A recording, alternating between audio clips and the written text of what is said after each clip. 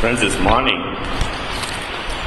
the theme for the day, for the week, and it's a marvelous theme. And I actually stand before you in fear and trembling because it's touching on one of the highest and the most glorious aspects of the gospel of Jesus Christ. And I also stand in trembling because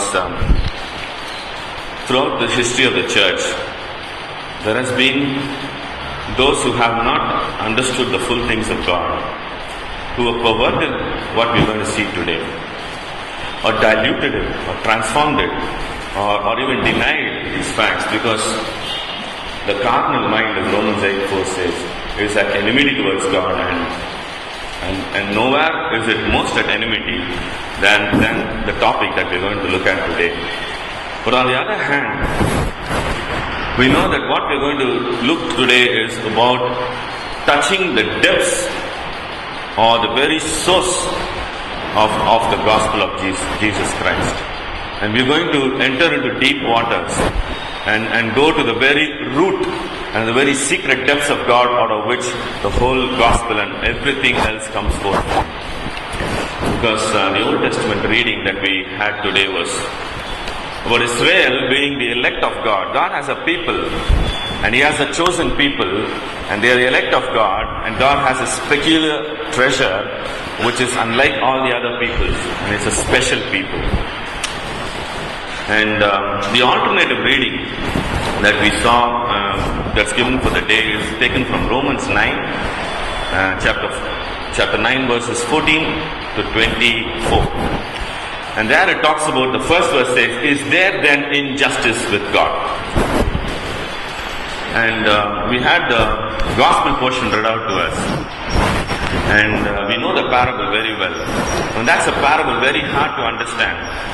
And what are we trying to look at in that parable? What is Jesus getting across about the kingdom of heaven that is so illogical or so anti-intuitive to the fallen human logic to understand? You see, brothers and sisters, the logic of the gospel is the divine rationality is completely antithetical at no other point than the point that we are looking at today to the human mind. And our logic, which is a fallen logic, which is exercised by man in a state of hostility to God, as Romans 8:4 says, the carnal mind does not obey the law of God, neither indeed can it do so. The carnal mind in 8:7 says, it is enmity, it is hostile to God. And Tamil it goes, Mamsa Sindai, Kadavalukku Virodhamana Pagai. Okay. It's not talking about action. And so the logic of fallen human nature goes against the very fiber of the logic, the divine logic, or the divine rationality in salvation. And we run into it at its highest here, because here we see the depths uncovered of the very source or the very spring, the hidden spring out of which the whole gospel flows out. And so those of us who have switched, who are on God's side, and who will learn to submit our mind to the logic of the gospel, this is the greatest comfort in this world that you can ever get. And it is loaded with comfort, it is loaded with exhortation, it is loaded with inspiration, and it will make you a lion, an indefeatable lion, as you trot about and go about in this world. The devil will shudder if you have internalized this truth, but if you don't get it rightly, because this is the burning bush.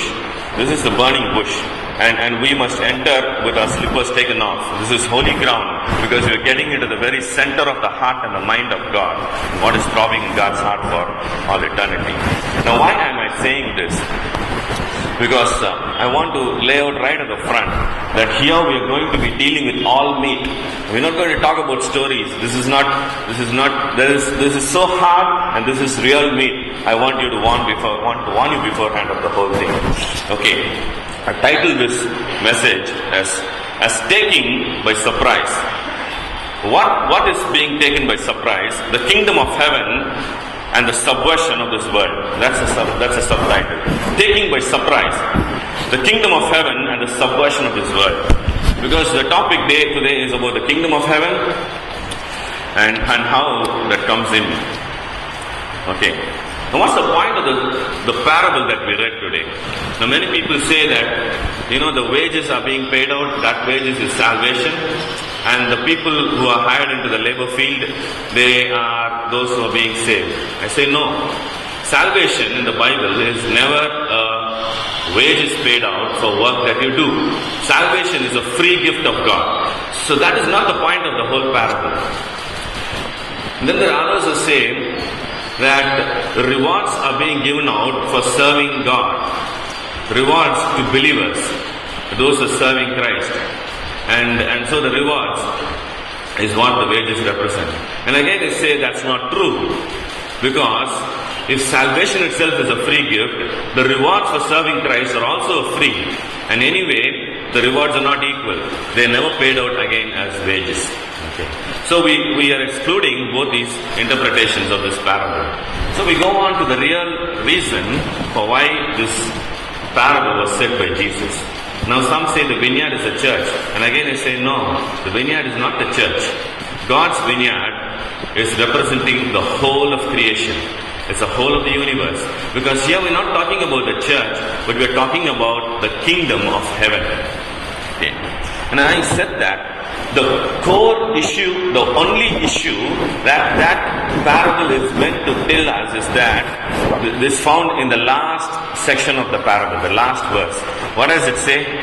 Matthew 20, chapter 16th verse, I think. In the 16th verse it says, the first shall be last, for few, many are called, but few are chosen. Okay. So that's the theme of the whole thing. So what's the theme? The first shall be last.